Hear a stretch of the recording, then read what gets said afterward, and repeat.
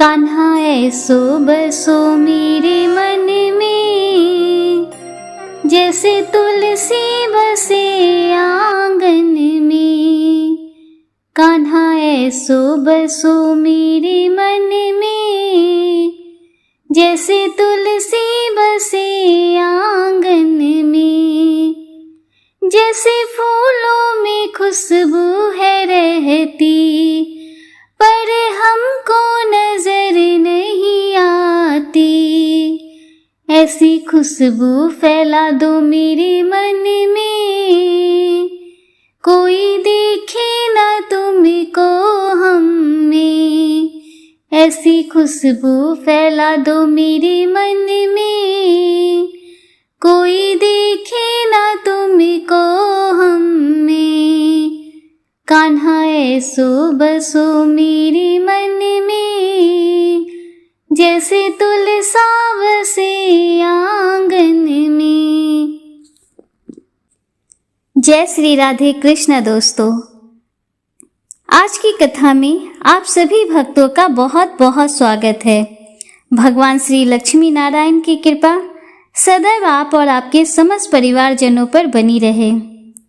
दोस्तों, आज कार्तिक मास का छठा दिन है और आज आप सुनेंगे कार्तिक मास की पावन कथा, कार्तिक महात्म्य का छठा अध्याय, साथ ही तुलसी चालीसा का भी आप श्रवण करेंगे। आइए प्रारंभ करते हैं कार्तिक मास की आज की बेहद पुण्यदायक कथा। प्रेम से बोलिए गौरी पुत्र गणेश की जय। किसी नगर में एक व्यापारी था। वह बहुत संपन्न था। उसके पास रहने के लिए एक महल नुमा बहुत बड़ा घर भी था।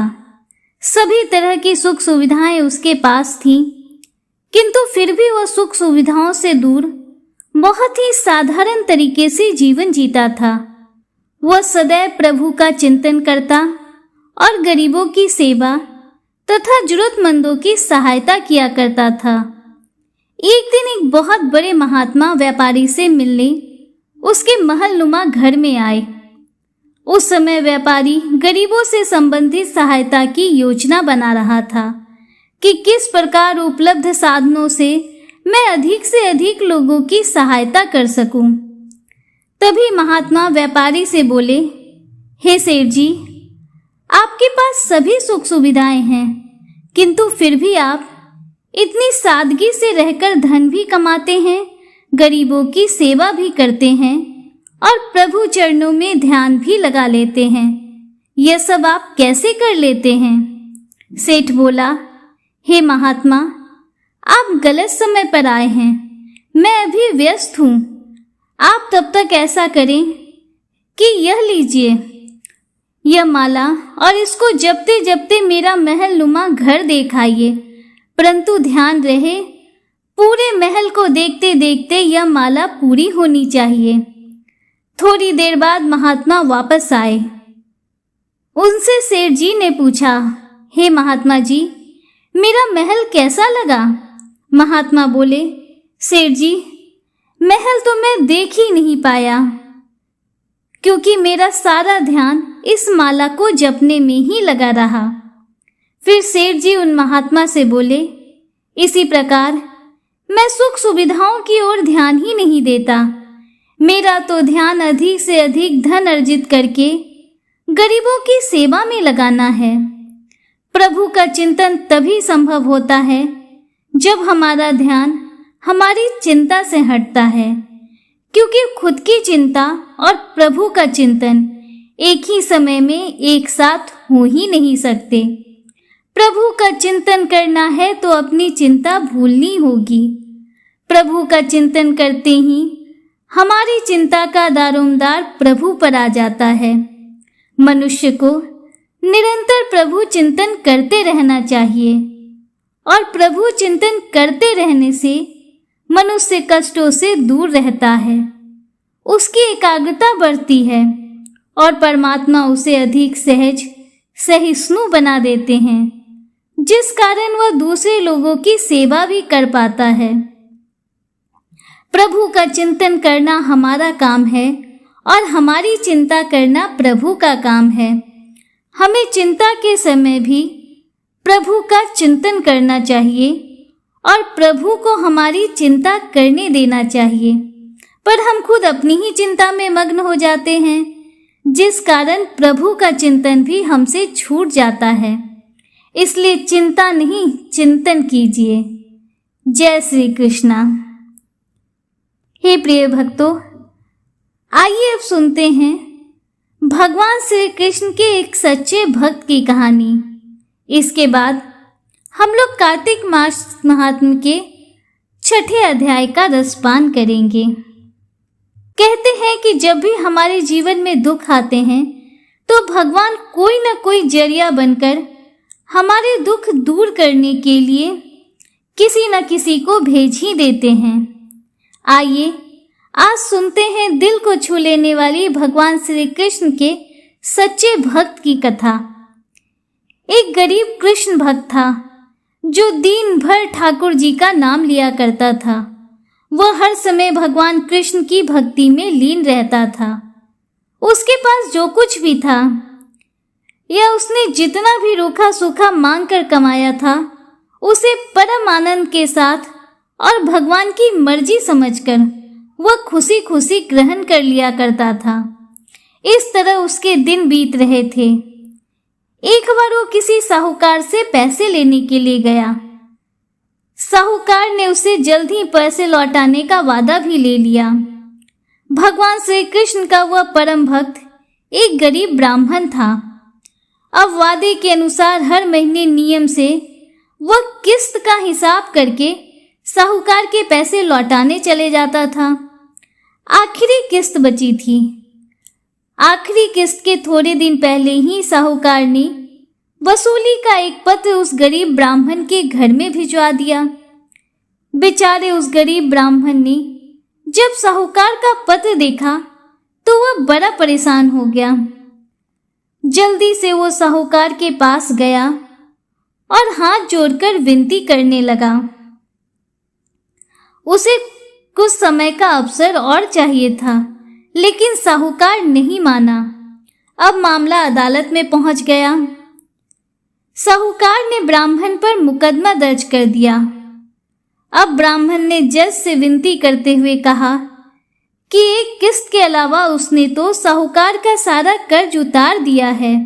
जज साहब, यह साहूकार बिल्कुल झूठ बोल रहा है। ब्राह्मण बोला कि ना तो मैंने कोई झूठ बोला है और ना ही मैंने कोई धोखा दिया है। गरीब ब्राह्मण की बात सुनकर साहूकार को गुस्सा आ गया। अब वो उस गरीब ब्राह्मण को झूठा साबित करने की पूरी कोशिश करने में लग गया। जज साहब के सामने कहने लगा, जज साहब, यह बिल्कुल झूठ बोल रहा है। अगर इसने बाकी बचा हुआ कर्ज चुका दिया है तो जिसके सामने इसने कर्ज दिया है उसे पेश किया जाए। बस इतना सुनना था कि ब्राह्मण सोच में डूब गया, क्योंकि ब्राह्मण तो बहुत ईमानदार था, लेकिन उसका तो कोई गवाह ही नहीं था। उसने बिना सोचे समझे, बिना किसी गवाह साहूकार का बाकी पैसा लौटा दिया था। उस समय कोई आसपास नहीं था जो उसकी गवाही दे सके। अब ब्राह्मण बड़ा परेशान हो गया और मन ही मन भगवान श्री कृष्ण को याद करने लगा और कहने लगा, हे प्रभु, यह कैसी मुसीबत आन पड़ी है। अब मैं गवाह के रूप में किसे पेश करूं? हाथ जोड़कर वह ब्राह्मण मन ही मन भगवान श्री कृष्ण से कहने लगा, हे भगवान, अब तो मैं कुछ नहीं जानता। हे प्रभु, अब केवल आपका ही सहारा है। केवल आप ही इस समस्या से मुझे उबार सकते हैं। भगवान, यह साहूकार तो एकदम झूठ बोल रहा है। अब मैं कैसे साबित करूं कि मैंने उसका बाकी का कर्ज लौटा दिया है? इस बारे में तो सिर्फ आप ही जानते हैं।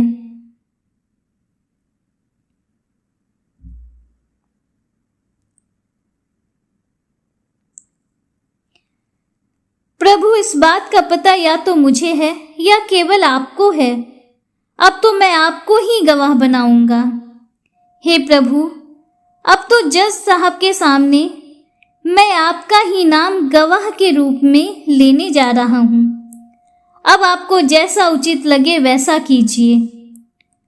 अपने मन में भगवान श्री कृष्ण से इस तरह की बातें करने के बाद उस ब्राह्मण ने गवाह के रूप में भगवान श्री कृष्ण का ही नाम ले लिया। जब जज साहब ने यह पूरी बात सुनी तो बड़े हैरान हो गए, लेकिन बाद में ब्राह्मण से उन्होंने भगवान का पता मांगा। ब्राह्मण के कहने पर एक नोटिस बांके बिहारी जी के मंदिर में भेज दिया गया, क्योंकि जब भी किसी के घर कोई नोटिस भेजा जाता है तो उसका पता भी तो जरूरी होता है। बस फिर क्या था, ब्राह्मण ने बांके बिहारी के मंदिर का पता उस पत्र में लिखवा दिया। अब भगवान का चमत्कार देखिए। पेशी की अगली तारीख तय हुई तो एक बूढ़ा आदमी अदालत में पेश हो गया और ब्राह्मण की तरफ से गवाही देते हुए कहने लगा, हे जज साहब, यह ब्राह्मण साहूकार के पैसे लौटा चुका है। जब भी ये पैसे लौटाता था तब मैं इसके साथ ही होता था। बूढ़े आदमी ने रकम वापस करने की हर तारीख को अदालत में मुंह जवानी बता दिया, जैसे उसे सब कुछ पता हो। अब जज साहब ने साहूकार के खाते की जांच करवाई तो साहूकार के खाते में भी बूढ़े आदमी द्वारा बताई गई धनराशि की तारीख और जमा करने की तारीख बिल्कुल सही निकली। दूसरी तरफ वह साहूकार बहुत चालाक था। साहूकार ने धन की राशि दर्ज तो की थी, लेकिन सारे नाम फर्जी लिखे थे। इस तरह से जांच करने पर पाया गया कि साहूकार एकदम झूठ बोल रहा था और वह गरीब ब्राह्मण निर्दोष था। जज ने इसी बात के आधार पर ब्राह्मण को निर्दोष साबित कर दिया। लेकिन हे प्रिय भक्तों, जज साहब अभी तक हैरान थे कि एक इतना बूढ़ा आदमी इतनी सारी तारीख, हिसाब किताब आखिर भला कैसे याद रख सकता है। तब जज साहब ने उस बूढ़े आदमी के बारे में ब्राह्मण से पूछा, एक बात बताइए, यह बूढ़ा आदमी कौन है? तब ब्राह्मण ने उत्तर दिया कि वह तो सब जगह रहता है, लेकिन लोग उन्हें श्याम, कान्हा, कृष्ण आदि कई नामों से जानते हैं। इसके बाद जज साहब ने फिर से ब्राह्मण से पूछा, तुम मुझे सच सच बताओ, वह बूढ़ा आदमी कौन था? अब ब्राह्मण देवता कहने लगे, मुझे सच में नहीं पता कि वह बूढ़ा आदमी कौन था और कहां से आया था। मैंने तो केवल बांके बिहारी का पता उस पत्र में लिखवा दिया था। जज साहब ने जब यह बात सुनी तो बड़े हैरान हुए। उनके मन में एक के बाद एक कई प्रश्न उभरने लगे। अब वह रात दिन यही सोचते रहते कि आखिरकार वह आदमी था कौन, और इस पहेली को सुलझाने के लिए ठीक अगले दिन ही जज साहब पहुंच गए बांके बिहारी के मंदिर में। दरअसल बात यह थी कि जज साहब के मन में एक बहुत बड़ा संशय था और वह जानते थे कि एक बूढ़ा आदमी इतनी सारी तारीख और सारा हिसाब किताब याद नहीं रख सकता। यह कोई साधारण बात नहीं थी। बस अपने मन में जागृत हो रहे इन्हीं प्रश्नों का उत्तर पाने के लिए जज साहब पहुंच गए थे बांके बिहारी जी के मंदिर में। पुजारी जी से जज साहब ने सारी बातें बता दी और साथ ही पुजारी जी से यह भी कहा, अगर हो सके तो मुझे उस बूढ़े आदमी का पता भी बताइए। आखिरकार वह आदमी कहाँ रहता है। जब पुजारी जी ने जज की बातें सुनी तो बड़े हैरान होकर कहने लगे, जज साहब, ऐसा तो कोई भी आदमी यहाँ नहीं रहता। अब जज साहब समझ गए कि यह जरूर भगवान श्री कृष्ण का एक छोटा सा चमत्कार है और हो न हो सकता है कि बूढ़े व्यक्ति के भेष में साक्षात भगवान श्री कृष्ण ही आए होंगे। इस घटना का जज साहब पर इतना असर पड़ा कि उन्होंने उसी वक्त अपने पद से इस्तीफा दिया और अपना घर परिवार भी छोड़ दिया। साधु संत बन गए और ऐसा कहा जाता है कि भगवान श्री कृष्ण की ये एक सच्ची घटना थी। स्थानीय लोगों का मानना है कि बहुत सालों बाद वह जज पगला बाबा के नाम से जाने जाते थे और उन्होंने वहां पर एक पगला बाबा मंदिर का निर्माण कराया। पगला बाबा के मंदिर कैसे बना, इसके बारे में एक और मान्यता भी है। मान्यता है कि जब जज साहब को यह बात पता चली कि उसके सामने साक्षात श्री कृष्ण अदालत में गवाही देने के लिए पेश हुए थे, तब वो अपना सब कुछ छोड़कर बांके बिहारी जी को ढूंढने लगे। उसी बात ने जज साहब को पागल सा बना दिया। इसके बाद जब वो कभी भी किसी भंडारे में जाते तो वहां के बर्तनों की जूठन उठाते और उस जूठन में से आधा जूठन ठाकुर जी को अर्पित करते थे और आधा खुद खा लेते थे। उन्हें ऐसा करते देखकर लोग उनके खिलाफ हो गए।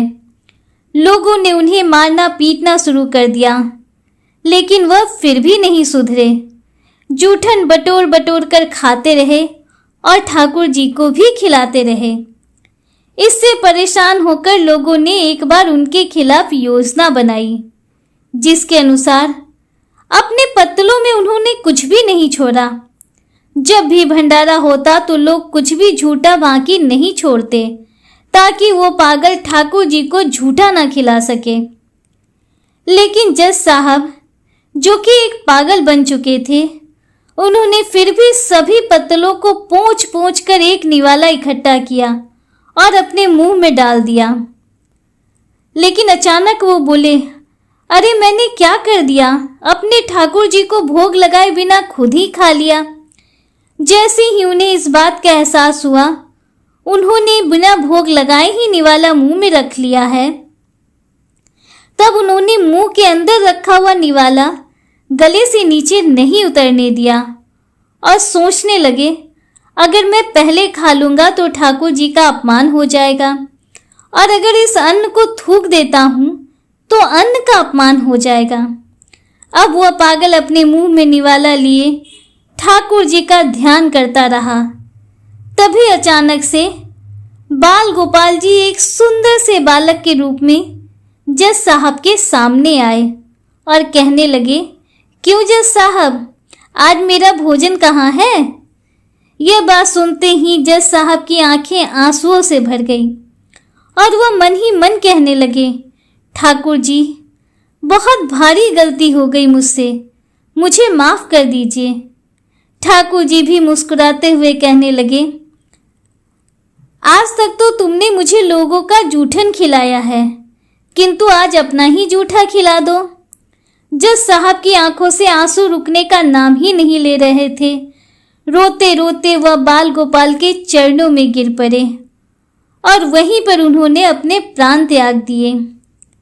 आज भी जज साहब को समर्पित पागल बाबा नाम का विशाल मंदिर वृंदावन में स्थित है और ऐसा कहा जाता है कि यहाँ आने वाला कोई भी भक्त खाली हाथ नहीं जाता।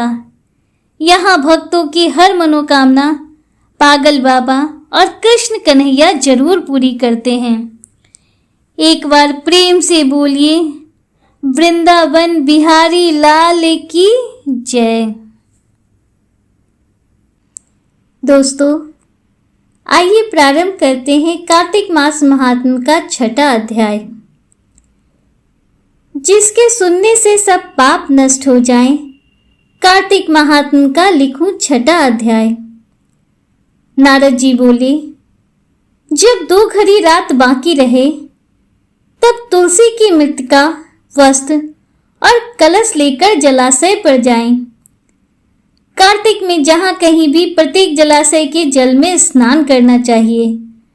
गर्म जल की अपेक्षा ठंडे जल में स्नान करने से 10 गुना पुण्य होता है।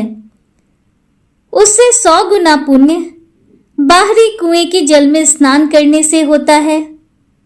उससे अधिक पुण्य बावरी में और उससे भी अधिक पुण्य पोखर में स्नान करने से होता है। उससे 10 गुना झरनों में और उससे भी अधिक पुण्य कार्तिक में नदी स्नान करने से होता है। उससे भी 10 गुना पुण्य वहां होता है जहां 2 नदियों का संगम हो। और यदि कहीं 3 नदियों का संगम हो तब तो पुण्य की कोई सीमा ही नहीं। स्नान से पहले भगवान का ध्यान करके स्नानार्थ संकल्प करना चाहिए।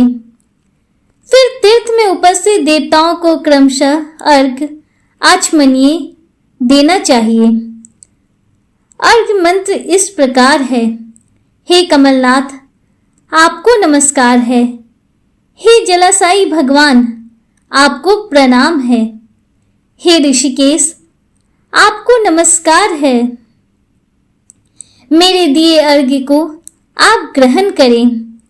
बैकुंठ, प्रयाग तथा बद्रिका आश्रम में जहां कहीं भगवान विष्णु गए वहां उन्होंने 3 प्रकार से अपना पांव रखा। वहां पर ऋषि, वेद यज्ञों सहित सभी देवता मेरी रक्षा करते रहे।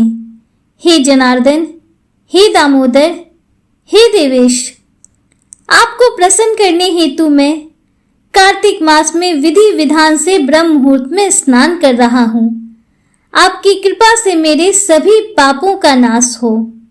हे प्रभु, कार्तिक मास में व्रत तथा विधि पूर्वक स्नान करने वाला मैं अर्घ देता हूं। आप राधिका सहित ग्रहण करें। हे कृष्ण, हे बलशाली राक्षसों का संहार करने वाले भगवान, हे पापों का नाश करने वाले, कार्तिक मास में प्रतिदिन मेरे दिए हुए इस अर्घ द्वारा कार्तिक स्नान का व्रत करने वाला फल मुझे प्राप्त हो। तत्पश्चात विष्णु, शिव तथा सूर्य का ध्यान करके जल में प्रवेश कर नाभि के बराबर जल में खड़े होकर विधि पूर्वक स्नान करना चाहिए। गृहस्थी को तिल और आंवले का चूर्ण लगाकर तथा विधवा स्त्री व यति को तुलसी की जड़ की मिट्टी लगाकर स्नान करना चाहिए। सप्तमी, अमावस्या, नवमी, त्रयोदशी, द्वितीया, दसवीं आदि तिथियों को आंवला तथा तिल से स्नान करना वर्जित है। स्नान करते हुए निम्न शब्दों का उच्चारण करना चाहिए। जिस भक्ति भाव से भगवान ने देवताओं के कार्य के लिए 3 प्रकार का रूप धारण किया था, वही पापों का नाश करने वाले भगवान विष्णु अपनी कृपा से मुझे पवित्र बनाए। जो मनुष्य भगवान विष्णु की आज्ञा से कार्तिक व्रत करता है उसकी इंद्र आदि सभी देवता रक्षा करते हैं, इसलिए वह मुझको पवित्र करें। बीजों, रहस्यों तथा यज्ञों सहित वेदों के मंत्र कश्यप आदि ऋषि, इंद्र आदि देवता मुझे पवित्र करें। अदिति आदि सभी नारियां, यज्ञ, सिद्ध, सर्प और समस्त औषधियों व तीनों लोकों के पहाड़ मुझे पवित्र करें। इस प्रकार कहकर स्नान करने के बाद मनुष्य को हाथ में पवित्री धारण करके देवता, ऋषि मुनियों तथा पितरों का विधि पूर्वक तर्पण करना चाहिए। तर्पण करते समय तर्पण में जितने तिल रहते हैं उतने वर्ष पर्यंत व्रती के पितृगण स्वर्ग में वास करते हैं। उसके बाद व्रती को जल से निकलकर शुद्ध वस्त्र धारण करने चाहिए। सभी तीर्थों के सारे कार्यों से निवृत्त होकर पुनः भगवान विष्णु का पूजन करना चाहिए। सभी तीर्थों के सारे देवताओं का स्मरण करके भक्ति पूर्वक सावधान होकर चंदन, फूल और फलों के साथ भगवान विष्णु को फिर से अर्घ देना चाहिए। अर्घ के मंत्र का अर्थ इस प्रकार है। मैंने पवित्र कार्तिक मास में स्नान किया है। हे विष्णु, हे कृष्ण, राधा के साथ आप मेरे दिए हुए इस अर्घ को ग्रहण करें। तत्पश्चात चंदन, फूल और तांबूल आदि से वेद पाठी ब्राह्मणों का श्रद्धा पूर्वक पूजन करें और बारंबार नमस्कार करें। ब्राह्मणों के दाएं पांव में तीर्थों का वास होता है, मुंह में वेद और समस्त अंगों में देवताओं का वास होता है। अपने कल्याण की इच्छा रखने वाले मनुष्य को इनका ना तो अपमान करना चाहिए और ना ही इनका विरोध करना चाहिए। आइए श्री विष्णु भगवान के चरण कमलों का ध्यान करते हुए तुलसी चालीसा प्रारंभ करते हैं। प्रेम से बोलिए तुलसी माता की जय। जय जय तुलसी भगवती सत्यवती सुखदानी, नमो नमो हरि प्रेयसी श्री वृंदा गुण खानी। श्री हरिशीष विराजनी देहु अमर वरम्ब, जनहित हे वृंदावनी अब न करहूँ विलंब। धन्य धन्य श्री तुलसी माता, महिमा गम सदा श्रुति गाता। हरि के प्राणहु से तुम प्यारी, हरि हेतु कीनो तप भारी। जब प्रसन्न है दर्शन दीन हो, तब कर जोरी विनय उस कीन हो। हे भगवंत कंत मम हो, दीन जानी जनि छड़ाहू छोहू। सुनी लक्ष्मी तुलसी की बानी, दीन हो श्राप कध पर आनी। उस अयोग्य वर मांगन हारी, हो विटप तुम जड़ तनुधारी। सुनी तुलसी ही शप्यो तेहि ठाना, करहु वास तुहु नीचन धामा। दियो वचन हरि तब तत्काला, सुनहु सुमुखी जनी हो बिहाला। समय पाई बहु रो पाती तोरा, पूजी हो आस वचन सत मोरा। तब गोकुल मह गोप सुदामा, तासु भई तुलसी तू बामा।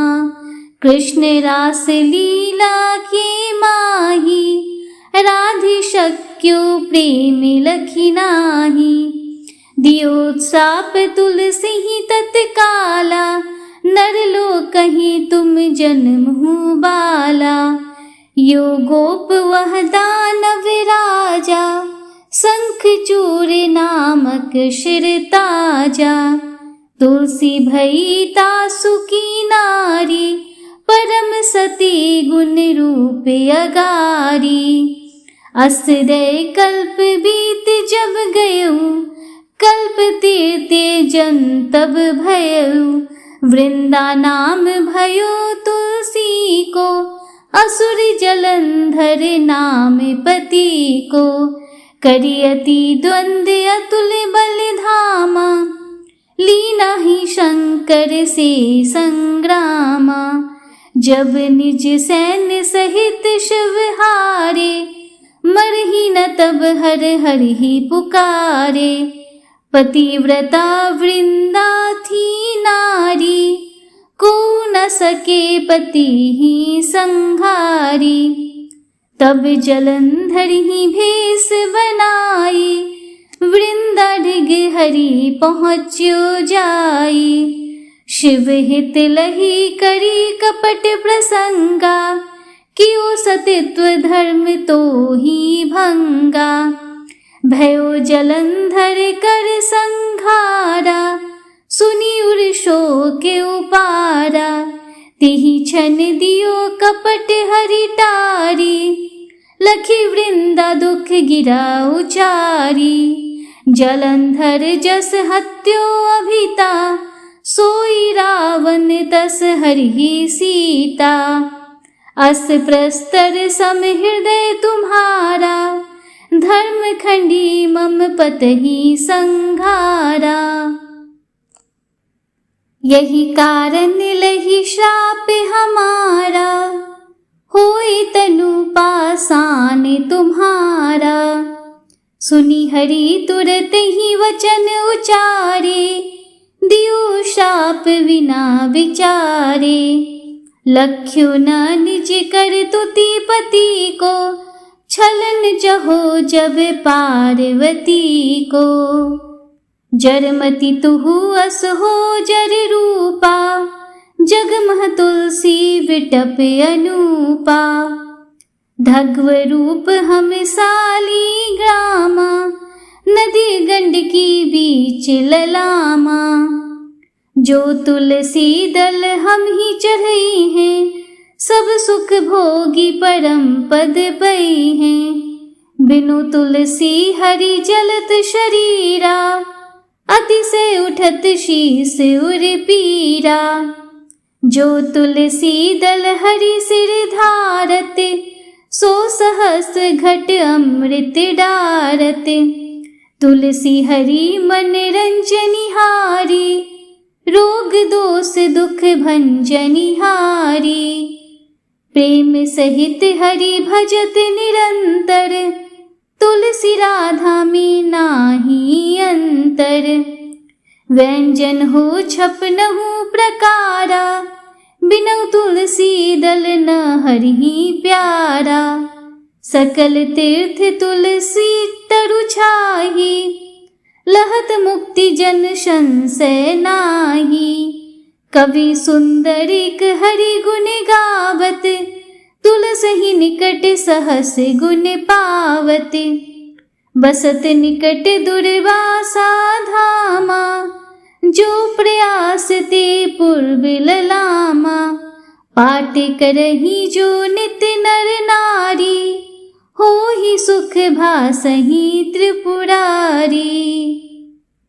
तुलसी चालीसा पढ़ी, तुलसी तरु ग्रहधारी। दीप दान करी पुत्र फल, पावही बंधयु नारी। सकल दुख दर्द हरि, हार है परम प्रसन्न। आसे धन जन लरही, ग्रह बसही पूर्णात। लाही अभिमत फल जगत, म लाही पूर्ण सब काम। जे दल अर्पही तुलसी, तह सहस बसही हरि राम। तुलसी महिमा नाम लख, तुलसी सुत सुख राम। मानस 40 रचयो, जगमह तुलसीदास। तुलसी चालीसा संपूर्ण। प्रेम से बोलिए तुलसी मैया की जय। दोस्तों, कार्तिक मास महात्म्य में आज के कथा का और आज के अध्याय का समापन हुआ। उम्मीद करती हूँ कि इससे आगे के अध्याय के श्रवण के लिए आप कल भी हमारे साथ जुड़े रहेंगे। अगर वीडियो आपको थोड़ी सी भी अच्छी लगी हो तो वीडियो को लाइक कीजिए, दूसरों के साथ शेयर कीजिए, कमेंट में हर हर महादेव, जय श्री राधे कृष्णा जरूर लिखिए। अगर आप हमारे चैनल पर पहली बार आए हैं तो चैनल को सब्सक्राइब कीजिए, बेल आइकन जरूर प्रेस कीजिए, जिससे आगे भी आपको ऐसी ही रोचक जानकारियाँ मिलती रहें। मिलते हैं आपसे अगले वीडियो में, तब तक के लिए हर हर महादेव, जय श्री राधे कृष्णा, राधे राधे, जय माता दी।